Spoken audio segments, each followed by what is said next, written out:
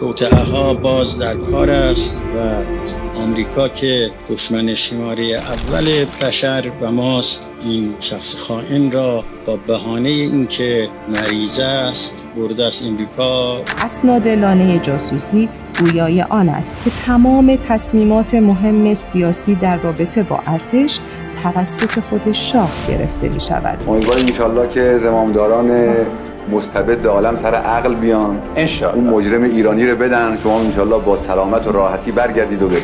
امریکا توقع دارد شاه را ببرد به اونجا مشغول توطئه، پایگاهی هم اینجا برای توطئه درست کنن و جوانهای ما بشینن و تماشا کنن.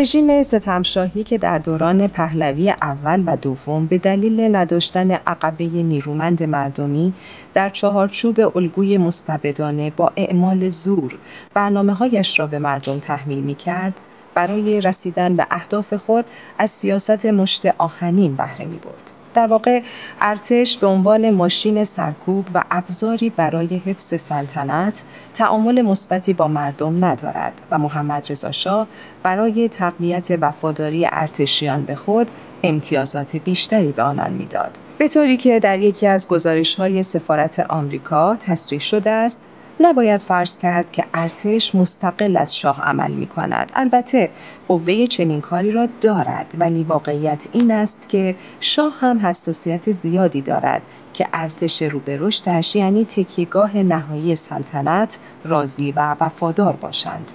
هرچند شاه نیروهای مسلح را پایه اساسی برای موقعیت خود تلقی می‌کرد، اما از نگاه مقامات آمریکایی ارتش شاهنشاهی چندان هم حرفه‌ای نبود و از نیروهای نظامی کشورهای همسان خود عقب‌تر بود. طبق اسناد لانه جاسوسی، برخلاف بسیاری از کشورهای در حال توسعه، در ایران ارتش صاحب منحصر به فرد مهارت‌های جدید، تخصص، مدیریت و عرضه خارجی نیست. بنابراین جمعی افسران به عنوان یک طبقه انگیزه کمتری برای رشد این احساس که فقط ارتش می‌تواند کشور را نجات دهد وجود دارد.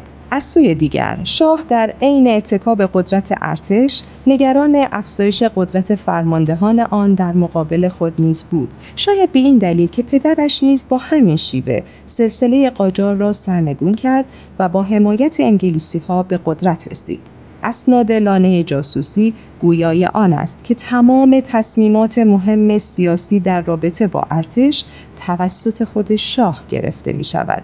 به همین دلیل او برای این کار نیاز به نمایندگان با مسئولیتی برای اجرای دستوراتش دارد که این کار در عمل به طور زیادی محدودیت ایجاد می کند.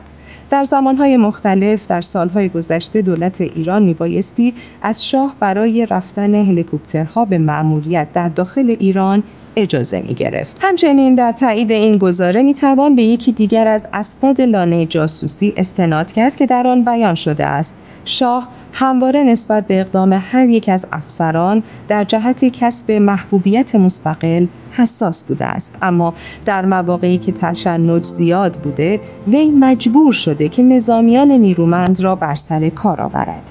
در این رابطه میتوان از تیمسار علی رزمارا در سال 1951 و تیمسار فضل الله زاهدی در 1953 نام برد. هر دو به عنوان نخست وزیر به خدمت درآمدند، با هر دو مشاجره کرد و هر دو حذف شدند. رزمارا ترور شد و زاهدی به عنوان سفیر سیار به اروپا تبعید شد.